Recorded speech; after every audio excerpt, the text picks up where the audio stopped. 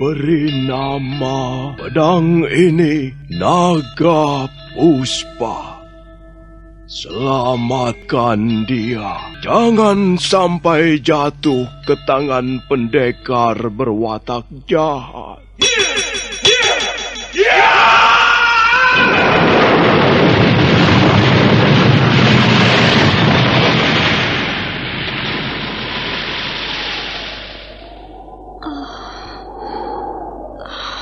Kakang Kamandanu, kau masih juga tidak percaya bahwa aku mencintaimu.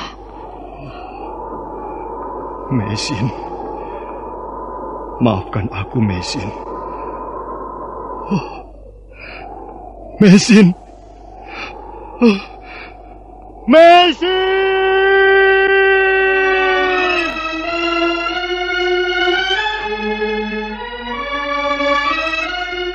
Tutur Tinular.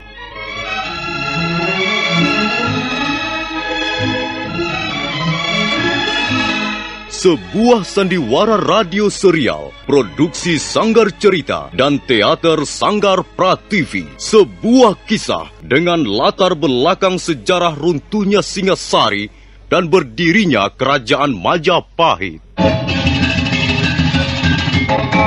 Sandiwara ini didukung oleh pemain-pemain radio yang sudah ternama, Ferry Fadli, Ivone Rose, dan Eli Ermawati.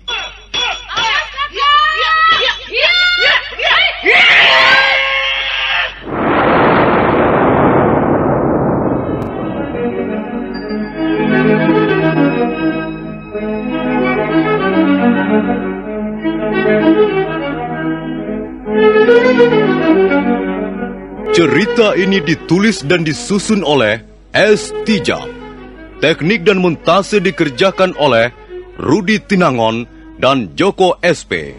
Sutradara EWS Yuwono. Kali ini mengetengahkan episode pertama dengan judul Pelangi di Atas Kurawa.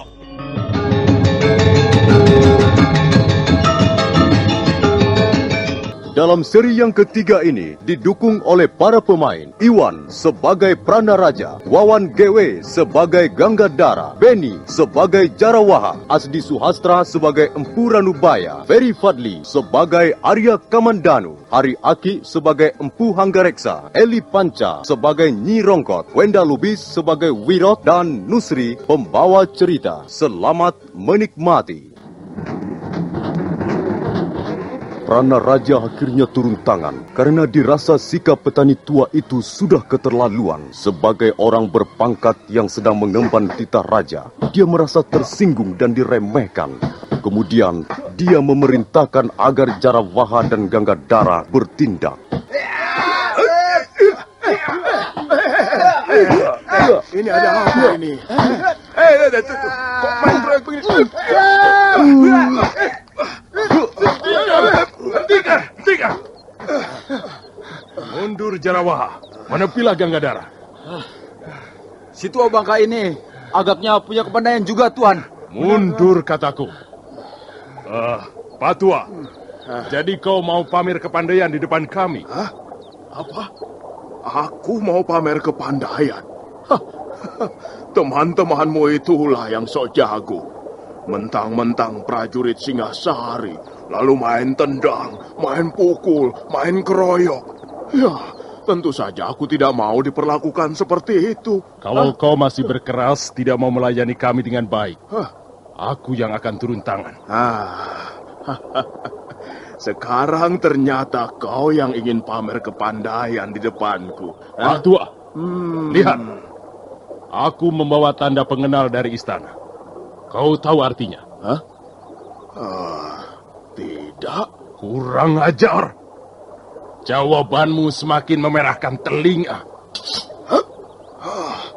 Aku sendiri yang akan menghajarmu, Pak Tua.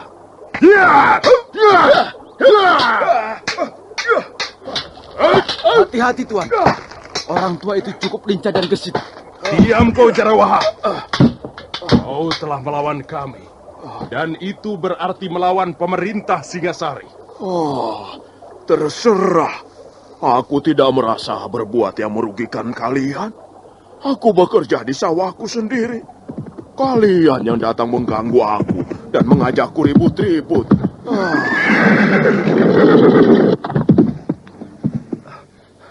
Ada apa, Paman Ranubaya? Mereka itu yang punya persoalan. Tanya saja pada mereka. Oh, kalau tidak salah, tuan-tuan adalah prajurit Singasari. Iya, kami memang prajurit Singasari. Kami datang ke Kurawan ini untuk mengemban titah Prabu Kertanegara. Oh, begitu. Lalu mengapa sampai ribut dengan Paman Ranubaya? Orang tua itu tidak tahu sopan santun. Dia sama sekali tidak memandang kami sebagai utusan raja. Kalau aku menggunakan hak dan wewenangku sebagai panglima muda, maka dia bisa dihukum cambuk 100 kali. Sudahlah, Kamandanu. Hantarkan mereka itu ke rumah orang tuamu. Oh, jadi tuan-tuan bermaksud mengunjungi rumah kami? Iya, kami mau menemui Empu Hanggareksa. Empu Hanggareksa adalah orang tua saya, Tuan. Kalau begitu, kebetulan sekali, Tuan. Kita ikut saja anak muda ini pulang ke rumahnya. Benar kau putra Empu Hanggareksa? Benar, Tuan. Mari, Tuan. Rumah saya tidak terlalu jauh dari sini. Tinggal 20 pa lagi. Saya pergi dulu, Paman Ranubaya. Hai, Pak Tua. Kalau kau tidak belajar sopan santun dan menghargai pejabat kerajaan, suatu ketika kau akan mendapat kesulitan besar.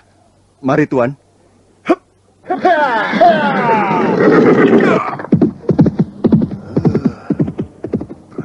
Prajurit Singasari. Apa yang mereka andalkan sebenarnya? Singasari, negeri buatan Kenaro. Aku melihat mendung tebal bergulung-gulung dari segala penjuru.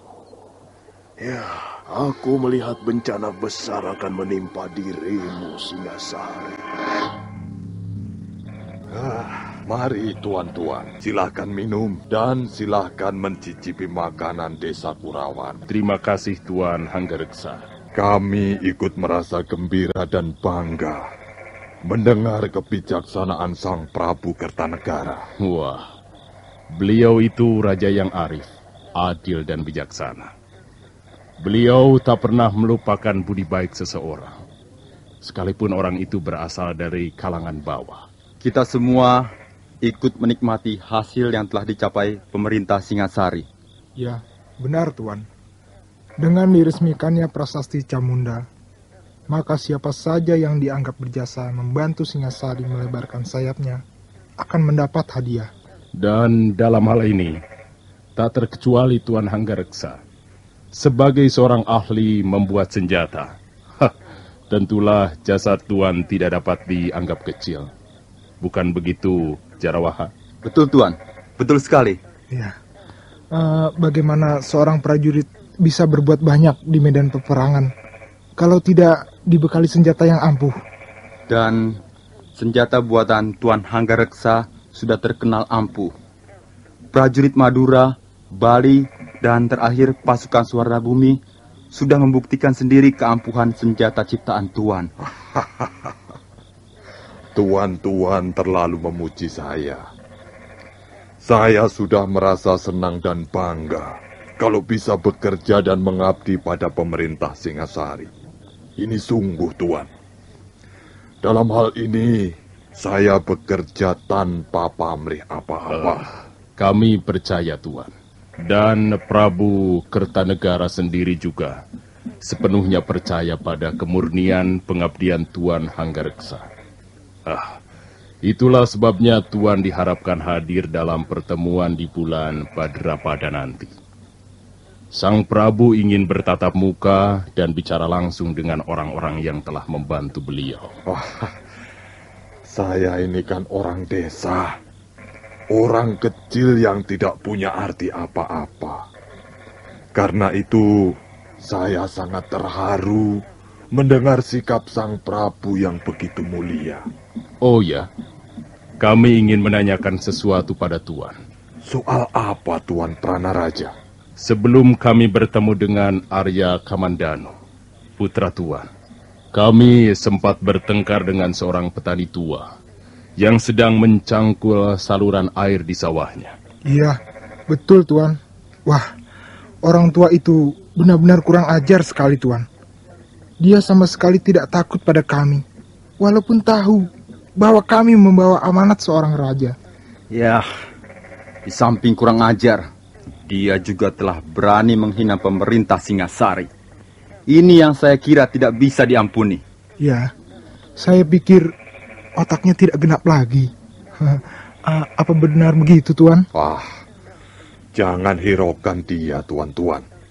Jangan dimasukkan ke hati. Putra Tuan memanggilnya dengan sebutan paman. Apakah Tuan masih tersangkut hubungan kerabat dengan orang itu? Oh, tidak, Tuan. Sama sekali tidak. Dia bukan sanak keluarga saya. Kami dulu memang pernah bersahabat. Tapi sekarang kami tidak pernah bertemu lagi. Walaupun masih satu desa. Mungkin benar seperti yang dikatakan Gangadhara.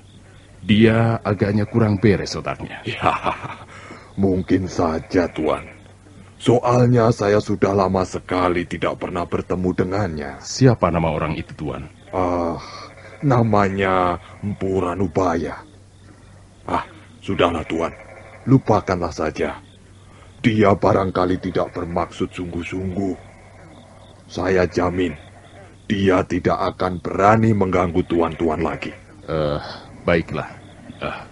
Maaf, Tuan Hanggareksa. Kami ingin istirahat. Silahkan, tuan-tuan, silahkan. Ruangan sudah disediakan untuk sekedar, merebahkan badan. Maaf, beginilah keadaan rumah kami. Serba sederhana. Ya, maklumlah rumah desa, Tuan. Ini sudah lebih dari nyaman, Tuan. Bi, apakah tamu-tamu sudah tidur, Bi? Mereka sudah masuk ke ruangan tidurnya masing-masing, Gusti. Entahlah apa sudah tidur atau belum. Kemana? Kamandanu dan Dwi Pangga? Angger Kamandanu, hamba lihat sedang membersihkan keris di ruang pusaka. Sedang Angger Dwi Pangga seperti biasa sedang sibuk menulisi daun-daun rontal. Oh iya. Aku mau pergi sebentar, Bi Rongkot. Kau tutup saja pintunya ya. Baik, Gusti Hanggareksa.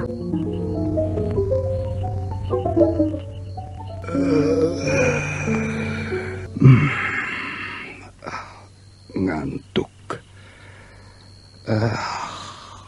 Apa enaknya tidur saja ya? Nanti kalau Bapak Guru mencari, bagaimana?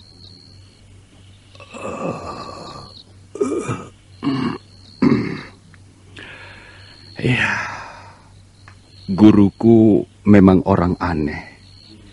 Susah ditebak, sukar diketahui apa kemauannya. Tapi, beliau memang guru yang hebat.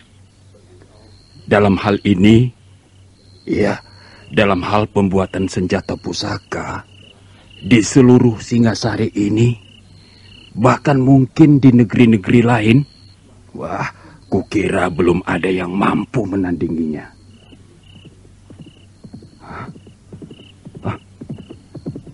Siapa itu malam-malam datang kemari? Pasti orang yang ingin memesan senjata pusaka. Dia pasti kecewa. Sebab guru sudah tidak melayani pesanan senjata pusaka lagi.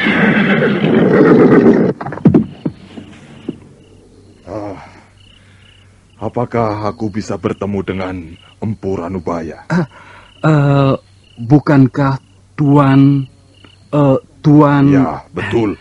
Aku Hanggareksa, sahabatnya. Apakah kau Wirot? Iya, Tuan. Saya Wirot. Mana Kakang Ranubaya? Apakah aku bisa menemuinya? Sekarang ini tidak di rumah, Tuan. Di mana aku bisa menemuinya, Apakah harus sekarang, Tuan? Aku besok pagi sudah harus berangkat ke kota Singasari. Kalau begitu, Mari ikut saya, Tuan. Wah, tidak ada, Tuan. Biasanya guru ada di sini. Apa yang dilakukannya di sini malam-malam begini, ha? Guru memang sering berlaku aneh. Beliau punya kegemaran yang tidak jamak dimiliki orang lain. Biasanya dia duduk di sini, di atas akar pohon ini, sambil memandang bulan yang berkaca di permukaan air sungai itu. Ya, beliau kadangkala betah duduk di sini sampai menjelang pagi, Tuan. Mengapa begitu? Mestinya gurumu lebih mapan, karena sekarang usianya sudah agak lanjut. Saya hanya seorang murid, Tuan. Pengetahuan seorang murid terbatas. Paling banter sebatas pinggang gurunya, Tuan. Iya. Lalu, kalau begitu di mana dia sekarang, Wirot? Apakah tidak ada tempat yang lain yang biasa dikunjungi Kakang Ranubaya? Ada, Tuan, ada. Tapi sudah hampir 1 bulan ini beliau tidak mengunjungi tempat itu. Ya, siapa tahu dia ada di sana. Baiklah. Mari ikut saya, Tuan. Mudah-mudahan saja guru ada di sana. Iya.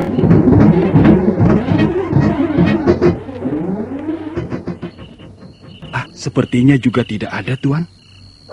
Pintu gubuk sudah tertutup rapat. Gubuk jerami ini milik siapa, Wirot? Milik beliau juga, Tuan. Saya yang membuat.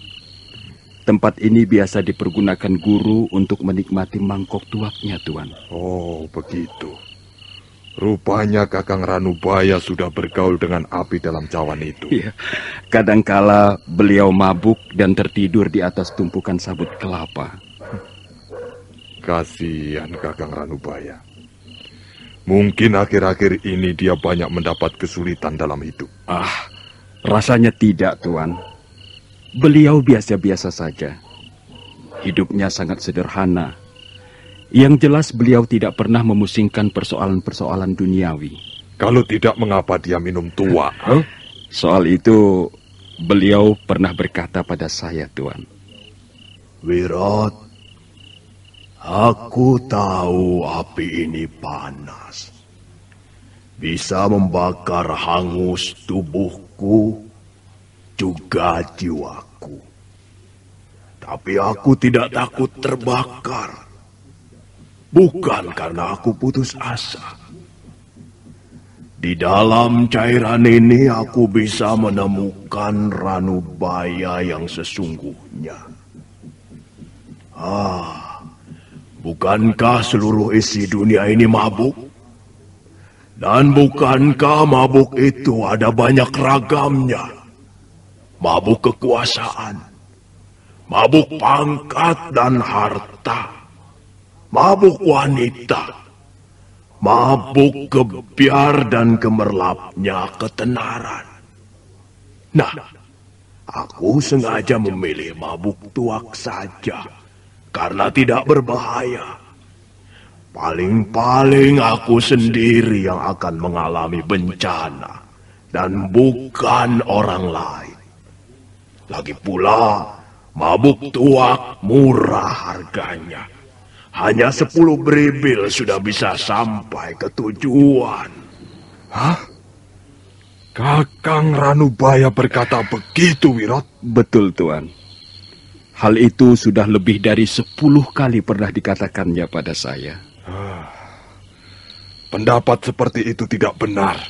Aku tidak setuju. Tapi ini adalah hak setiap orang. Baiklah.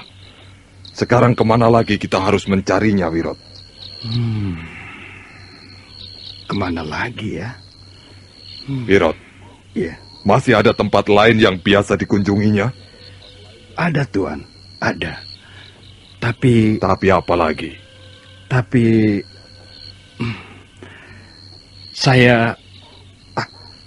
Saya tidak berani mengantar Tuan ke tempat itu. Mengapa kau tidak berani? Tempat itu letaknya di belakang bukit kecil ini, Tuan. Kalau di mana-mana tidak ada, biasanya guru ada di situ. Ya, kalau begitu antarkan aku ke sana. Tidak, Tuan. Saya tidak berani. Sungguh. Soalnya jalannya gelap sekali, Tuan. Dan angker, Tuan. Saya tidak berani melewatinya malam-malam begini, Tuan. Baiklah, Wirot. Tidak usah kau mengantar aku. Tunjukkan saja jalannya. Aku akan mencarinya sendiri. Tuan, mengapa Tuan tidak sabar menunggu sampai besok? Saya kira besok pagi beliau sudah kembali ke rumah. Tidak, Wirot. Tidak.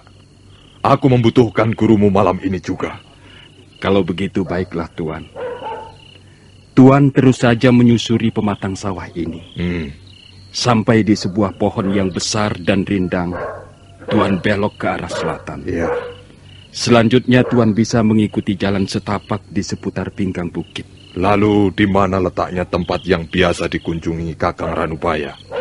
Tuan akan menemukan sebongkah batu yang sangat besar, yang bentuknya menyerupai payung raksasa. Iya. Nah, di belakang sebongkah batu itulah biasanya guru saya berada.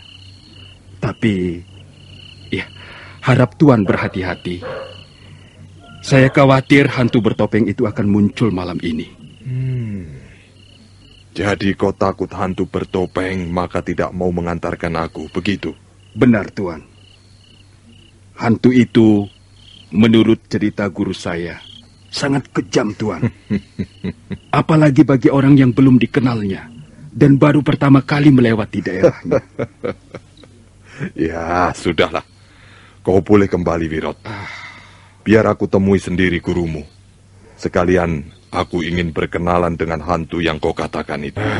Memang benar apa yang dikatakan Wirot. Gelap sekali tempat ini.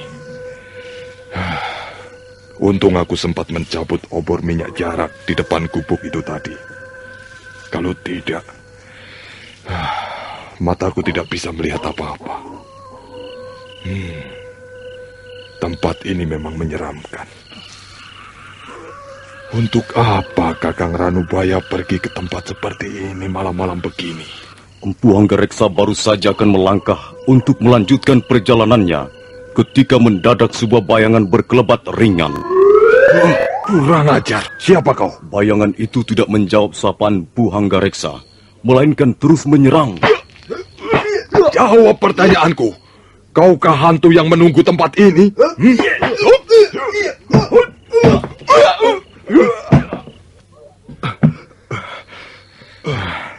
Nah, mau apa kau sekarang? Masih ingin mencoba Empu Hanggareksa? Kau ternyata hantu gadungan. Coba, aku ingin tahu wajah di balik topengmu ini. Empu Hanggareksa sambil menjepit lengan hantu bertopeng, menyingkapkan topeng di wajah hantu itu. Topeng putih yang terbuat dari bulu kambing domba itu tersingkap. Pada saat itu, muncul bulan dari balik awan hitam. Empu Hanggareksa terkejut. Malam gelap gulita, Empu Hanggareksa terpaksa melayani orang bertopeng sambil membawa obor untuk penerangan. Dalam perang tanding singkat, hanya berlangsung 2 jurus. Empu Hanggareksa sudah bisa menundukkan penyerangnya. Pada saat orang bertopeng bulu kambing domba itu lengah, Empu Hanggareksa memasukkan sikunya ke arah pinggang lawan.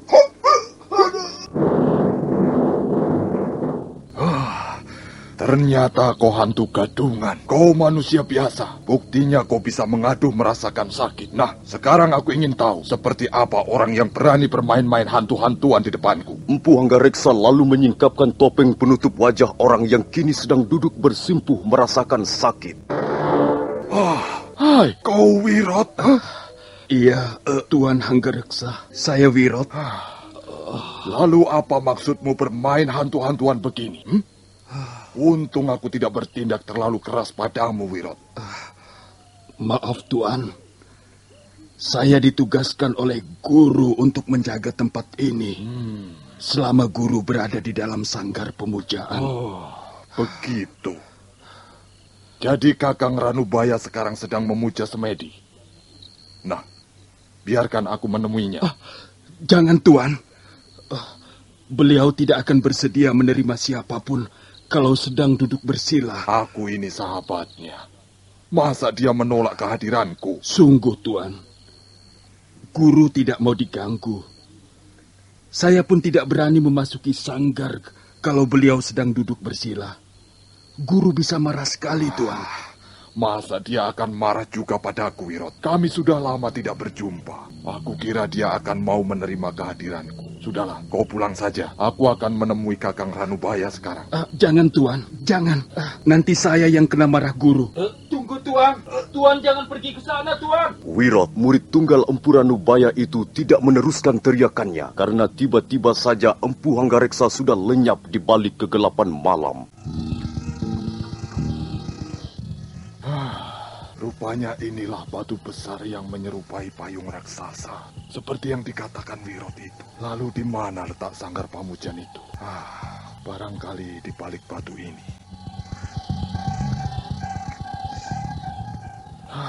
Tempat ini sungguh menyeramkan. Tapi sangat cocok untuk berlatih memusatkan pikiran.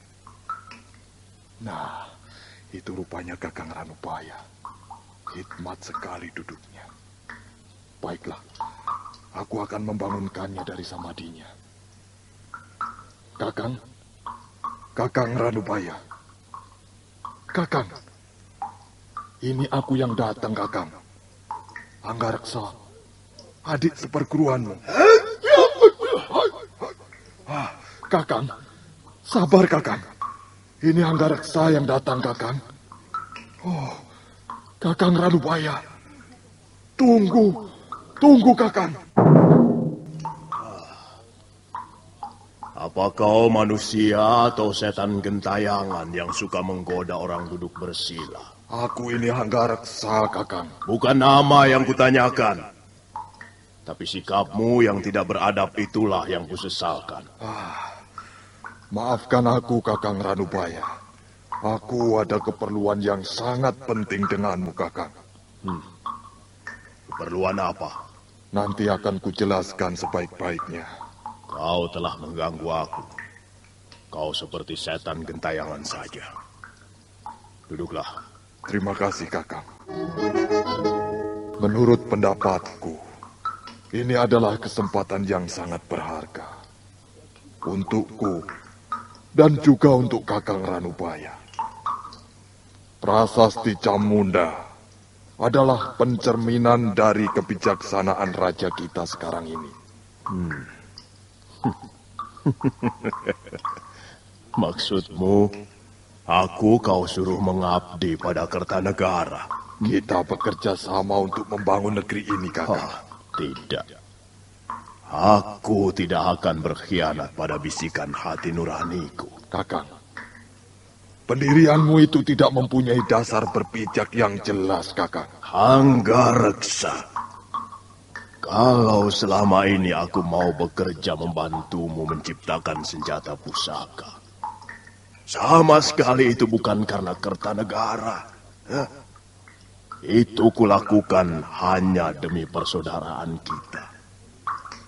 Kau adik seperguruanku, dan aku ingat kata-kata guru sebelum wafat, bahwa kita hendaknya bekerja saling bahu-membahu. Amanat guru memang patut kita pelihara dan laksanakan dalam kehidupan kita, Kakang. Lalu mengapa Kakang Ranubaya sekarang berubah? Karena kau pun kulihat semakin hari semakin berubah, Hanggareksa. Tidak, Kakang. Tidak, Kakang. Aku masih tetap Hanggareksa yang dulu. Wujud lahirmu memang tidak berubah. Tapi kehidupan batinmu yang mulai menyimpang, Hanggareksa. Kau mulai gila kehormatan, gila kedudukan dan harta. Kau mabuk kehidupan mewah dan serba gemerlap. Itulah sebabnya kau kelihatan gembira dan bangga mendapat undangan resmi dari Kertanegara. Aku kira adalah pantas untuk merasa bangga jika seseorang mendapat perhatian secara khusus dari raja. Tidak semua orang. Ya, barangkali bagi mereka yang tinggi hati, tidak. Hanggareksa, Ada dua hal penting yang membuat aku tak mau membuat senjata pusaka untuk Kertanegara. Pertama, karena Kertanegara adalah keturunan Kenarok. Dan kedua, karena aku tak ingin lagi melihat karyaku dilumuri darah ribuan manusia tak berdosa. Perasaanmu terlalu halus, Kakang Ranubaya. Kau pandai dan berbakat sekali menciptakan senjata pusaka. Kau adalah murid paling berbakat di antara kami. 3 serangkai saudara seperguruan. Tapi sayang sekali, watakmu terlalu keras dan mudah patah. Aku tidak mau dipaksa melakukan sesuatu yang tak kuinginkan, Anggareksa. Sekalipun itu untuk keberhasilan, untuk mengabdi pada negara dan orang banyak. Anggareksa, ukuran keberhasilan bagi orang yang satu dan yang lain tidak sama. Demikian pula cara mengabdi pada negara dan masyarakat. Masing-masing orang punya gayanya sendiri-sendiri. Jadi aku telah gagal datang kemari. Ya, kau telah gagal sebelum kau keluar dari pintu rumahmu, Anggareksa. Baiklah, aku akan datang sendiri ke istana untuk memenuhi undangan Sang Prabu. Tapi kalau misalnya Kakang Ranubaya berubah pikiran, datanglah besok ke rumahku. Kita berangkat bersama-sama ke Singasari untuk memperoleh penghargaan dari istana. Berangkatlah sendiri saja, Anggareksa. Jangan memikirkan diriku. Kita berbeda jalan.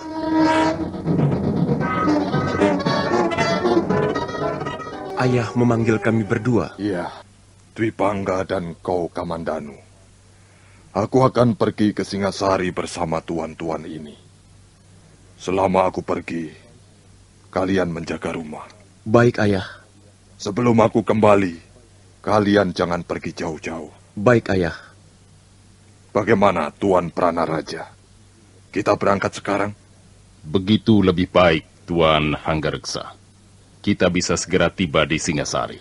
Setelah menaikkan perbekalan ke atas punggung kuda, mereka pun segera naik ke atas kuda. Dan sebentar kemudian, mereka berempat berangkat meninggalkan desa Kurawan.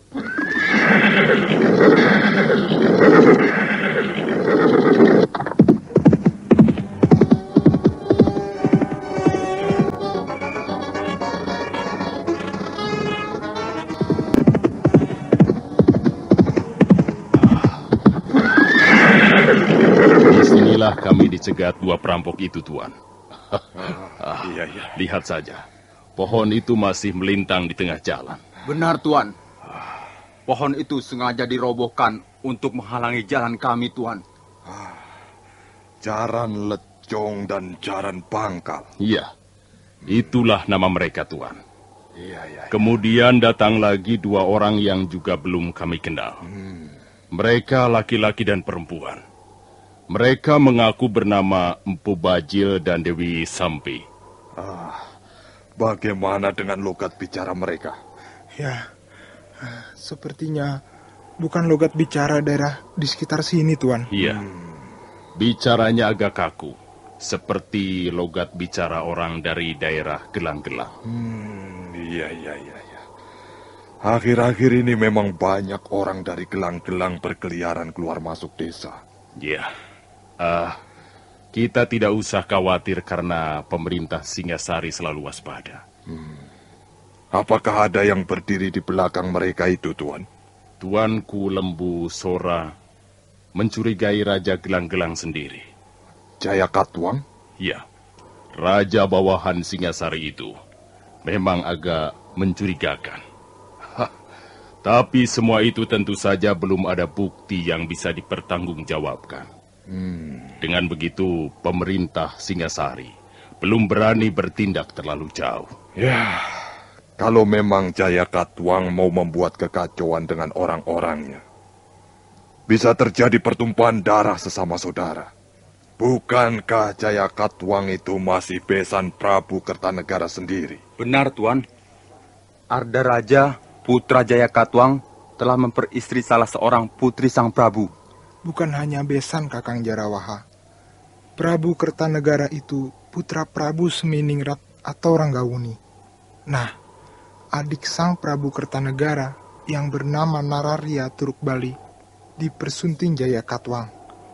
Jadi di samping besan, sebenarnya Jaya Katwang masih adik ipar sang Prabu Kertanegara sendiri. Iya. Karena itu sang Prabu sama sekali tidak percaya mengenai desas-desus bahwa Jaya Katwang berdiri di belakang kerusuhan yang melanda Singasari dan sekitarnya. Sang Prabu malah mencurigai negara-negara taklukan seperti Kerajaan Sunda atau Madura. Bahkan sang Prabu memerintahkan agar kita semua waspada terhadap 2 orang pembesar istana yang telah diberhentikan. Maksudku Arya Wiraraja atau Banyakwide dan Sang Ramapati. Tapi mungkin juga 2 orang itu menjadi biang keladinya karena sakit hati. Baiklah. Mari kita teruskan perjalanan, Tuan. Saya kira kita tidak perlu menginap di Jasun Bungkal. Kita bisa terus berkuda sampai Rabut Jarat dan menginap di desa kecil itu. Mari Tuan Pranaraja. Tak baik kita terlalu lama berada di tempat ini.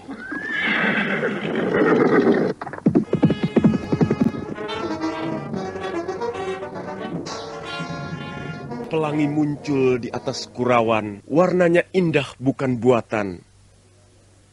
Seorang gadis terenganga keheranan. Rambutnya tergerai jatuh ke pangkuan.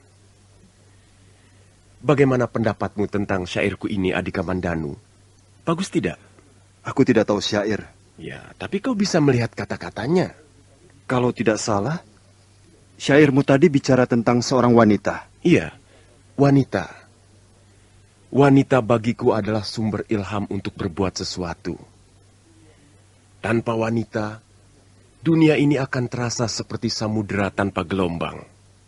Nah, aku mempunyai satu bait lagi. Coba dengarkan. Bulan tersembul di sela-sela rumput. Terdengar rengek bocah minta susu. Angin membelai daun-daunan. Dan malam terasa semakin sunyi. Syairmu yang ini agak lain, Kakang. Aku mendengar suara rintihan yang panjang sekali. Iya, dan rintihan itu akan semakin panjang bila kita ditinggal pergi lama oleh kekasih yang kita cintai. Kau sudah pernah jatuh cinta, Adhika Mandanu? Belum. Tapi kuperhatikan sekarang kau banyak berubah. Tidak seperti dulu lagi. Kau banyak menyendiri dan kurang menyukai keramaian. Itu sudah menjadi sifatku, Kakang. Kakang Dwi Pangga saja yang kurang jeli. Hingga baru melihat sekarang. Jangan begitu. Kau takut aku merebut gadismu? Aku tidak mempunyai gadis, Kakang. Kau ini aneh, Kamandanu. Sepertinya kau tidak mempunyai kegairahan apa-apa. Kau punya cita-cita dalam hidup ini? Entahlah. Kau harus banyak membaca ilmu pengetahuan seperti aku ini, Adhika Mandanu. Belajarlah menekuni sastra. Pasti suatu saat kau akan bangkit dan merasa alangkah indahnya hidup ini. Aku merasa tidak punya bakat di bidang seni sastra, Kakang. Almarhum ibu adalah penulis sastra yang diakui oleh pemerintah Singasari di zaman Prabu Ranggawuni. Banyak tulisan beliau dipuji oleh kalangan istana. Dan bahkan, ibu pernah mendapat tanda penghargaan. Bukankah ini pedang pemberian ayah dulu, Kakang? Iya. Itu pedang hadiah ayah pada saat ulang tahunku yang ke-18 dulu. Sepertinya Kakang tidak pernah menyentuh pedang ini. Aku tidak membutuhkan benda itu, Kamandanu. Maka ku biarkan saja tergantung di dinding ruangan tidurku. Kakang tidak tertarik sama sekali pada benda pusaka? Benda pusaka tidak bisa menaklukkan hati seorang wanita. Dengan pedang di tanganmu seperti itu, kau seperti seorang pendekar pilih tanding, Kamandanu. Aku pun tidak tertarik benda semacam ini, Kakang. Kata ayah, kau mempunyai bakat seorang pendekar. Ayah hanya ingin membesarkan hatiku, Kakang. Aku merasa belum menemukan apa yang kucari. Kamandanu, Bibi Rongkot tadi mencarimu. Sepertinya ada yang hendak dikatakannya padamu.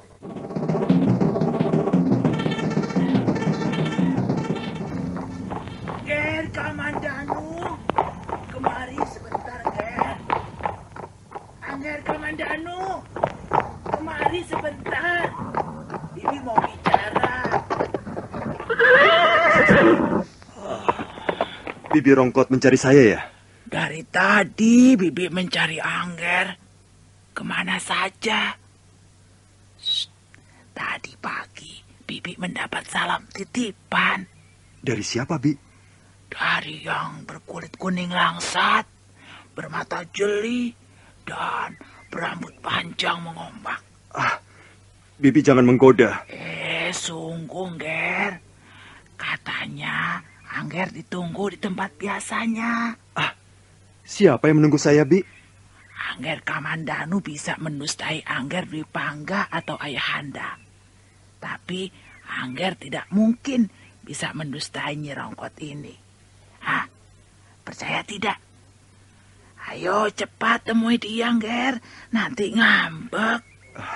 Iya, baiklah. Tolong bawa kuda ini ke kandangnya, Bi. Ger, Angger Kamandanu. Tunggu dulu. Anak muda di mana-mana sama. Kalau sedang jatuh cinta, menjadi kalang kabut, lupa segala-galanya. Bibi telah menipu aku. Mana? Aku tidak melihat Nari Rati di sini. Hanya rumpun ilalang yang kulihat di sana-sini. Nari Rati. Putri Rekian Wuru itu memang cantik sekali. Sudah 3 bulan lamanya kami bergaul dan bertemu di tepi padang ilalang ini. Tapi entahlah, apakah mungkin dia mencintaiku? Masa Bibi Rongkot berdusta? Dia tidak pernah mendustaiku. Hei, apa ini? Sepertinya aku kenal benda ini. Tusuk konde yang biasa dikenakan Nari Rati untuk mengancing uraian rambutnya yang hitam dan panjang. Tapi, mengapa tusuk konde ini tergeletak di sela-sela daun ilalang? Jangan-jangan telah terjadi sesuatu atas diri gadis itu. Arya Kamandanu menimang-nimang tusuk konde itu. Tiba-tiba hatinya berdebar-debar. Suatu perasaan yang sangat aneh telah mengganggu ketenangan batinnya. Nah, para pendengar sekalian, bagaimana kelanjutan kisah ini? Apa yang akan dialami pemuda desa Kurawan itu? Silakan menunggu seri berikutnya. Sampai jumpa.